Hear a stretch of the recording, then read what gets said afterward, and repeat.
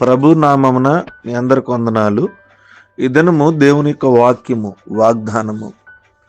ఆయన మిమ్మును గూర్చి చింతించుచున్నాడు.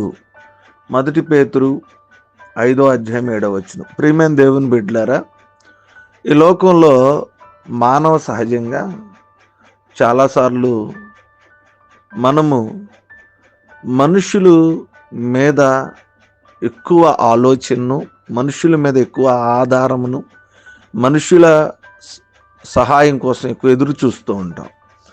కొన్నిసార్లు మన జీవితంలో మనకున్న పరిస్థితులు బట్టి మనకున్న ఇబ్బందులలో మనలను ఎవరు గమనించలేదనో, లేకపోతే కొన్నిసార్లు మన యొక్క పరిస్థితిలో తిన్నావా, తినలేదా, ఎలా ఉన్నారు, ఏంటి అని అడగలేదనో, మన బాధల్లో ఎవరు కూడా మన గురించి చింతించట్లేదేమో, బాధపడతలేదేమో అన్న ఆలోచన సర్వసాధారణంగా ఉంటుంది.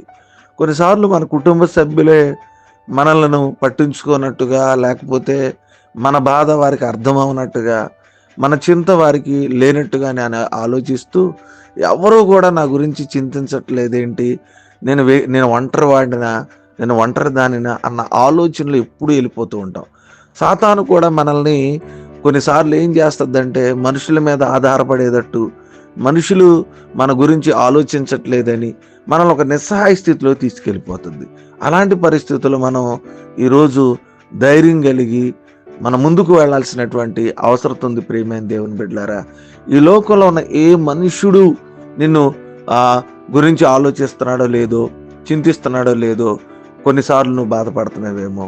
ఈ మనుషులు చింతించడం వల్ల కూడా మనకు అసలు ఏ ప్రయోజనం కూడా లేదు. ప్రియమైన దేవుడు, అయ్యో అని మన గురించి ఎవరన్నా అన్నారనుకోండి, దాని గురించి మనకు కూడా పెద్ద ఉపయోగకరం లేదు.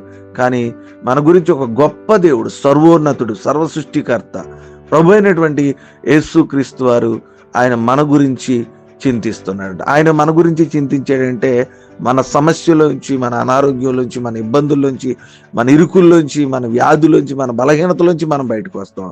కాబట్టి మన గురించి చింతిస్తున్న దేవుని మీద ఆధారపడి మన చింతలన్నిటిలోంచి బయటకు వచ్చి దేవుని పొందుకుంది. కొద్ది మాటలు దేవుడు మన వెనుకలో ఫలించి ఆశీర్వదించిన ఆమెన్. మహోన్నతుడా మీకు స్తోత్రాలు, మహాపరిశుద్ధుడ మీకు వందనాలు. రాత్రంతా మీరు మమ్మల్ని జ్ఞాపకం చేసుకుని మరొక శ్రేష్టమైన దినాన్ని మీరు ఇచ్చారు. ఆయన మిమ్మును గురించి చింతిస్తున్నాడనే మాట మీరు వాక్యం ద్వారా సరి. మా గురించి మనుషులు చింతించట్లేదేమోనని మా ఆలోచన, నైనా మా వేదన ఇంకెక్కువ అవుతుందేమో ప్రభా. మీరు మమ్మల్ని గురించి చింతిస్తున్నారని ధైర్యపరచబడి ముందుకెళ్ళడానికి సహాయం చేయండి. మా చింత యావత్తు, ప్రతి ఒక్కరి చింత యావత్తు తీసివేయండి.